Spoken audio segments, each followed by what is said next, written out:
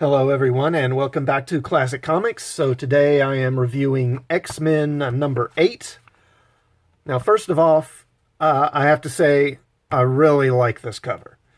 Unlike the last couple of issues which have had just these honestly kind of lame portfolio pieces as the covers, I mean this is really nice. We have a great scene with the New Mutants fighting the Brood, and then you got Cyclops here front and center.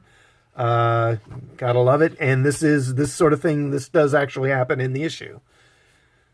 Now, as for the inside, well, again, it's written by John Hickman, but this time we've got art by Mahmoud Asrar. Now, I'm going to make this review pretty brief. I've got some things to attend to, but I felt like I had to get another video out there. So, we start off in space, and we've got, let's see, we've got the Acanti, the space whales that the Brood use as living spaceships. And, of course, here we see they got the Brood swarming all over them. And these Brood, they're hunting what's called the King Egg. And where's the King Egg at? Well, it's on Earth. Now, and of course, again, we've got these, all this wasted space with these white pages here. Come on. So we get the shot of Vulcan having a dream, and he wakes up, and you know what, I'm just going to skip ahead here because this really isn't important. Okay, so we're on Krakoa, and the New Mutants are having breakfast, and then Brew, who is this sort of quasi-Brood that's, living with them, he sees the King Egg, and he's like, what are you doing with that? And Wolfsbane, she found that and brought it back after the New Mutants had an adventure in space recently. And he warns them, look, the King Egg, that'll draw the Brood to Earth. They can sense it from like light years away, and it will make all the Brood queens go to war with one another. And then right on cue, boom, they go outside, and an Acanti has crashed right on outside their habitat, with more coming, and Brood swarming out of it. So a big melee ensues, and we get some really nice scenes here. I mean, this panel really is nice. Really like it. It still has the issue that, in my opinion, the action in modern comics just isn't as dynamic or as exciting as it used to be. And I don't know, they tend not to do as much with like movement lines to show movement and to show impact and stuff like that. They try to make it more realistic, I guess, so there's not as much like sound effects, not as much other extra art to sort of accentuate the action, which is, unfortunate. But for modern comics these days, this is pretty good. So they're fighting now. Cyclops and Jean Grey show up. And then Brew talks to Jean and explains the situation. So Jean contacts Scott and lets him know, hey, they're after this egg. We got to get this egg out of here. And Cyclops is like, okay, we'll take the egg out of here.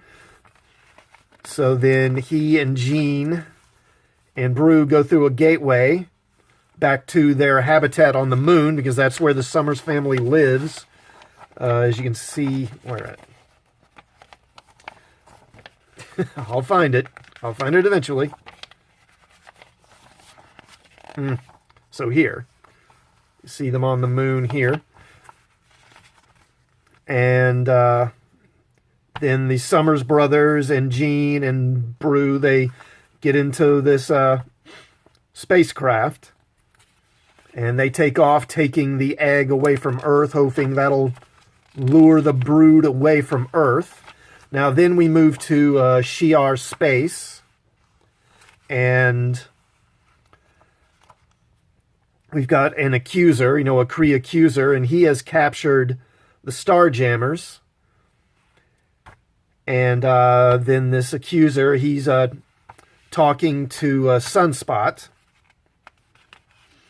And the accuser, he is chasing after the King Egg himself. And then we go to the edge of Shi'ar space here. And Gladiator and his son, they're on a hunting trip, basically, hunting the brood. And then they get a message about the presence of a Kree accuser, in their space, which they don't like. And so Gladiator and his son are going to head out to find the accuser. And that's it. So, there's not a whole lot in story. It's pretty brief. But, at least stuff does happen and there is action, which is more than you can say for some of these. Now, Hickman, he just continues to do a tremendous job, juggling multiple storylines, multiple plot threads. So overall, a decent issue. A big relief to have the X-Men finally getting into some straightforward action-adventure stuff instead of all the socio-political storylines they've been in lately. Now, I do get the feeling this was kind of drawn in a bit of a hurry. Some of it seems kind of rough.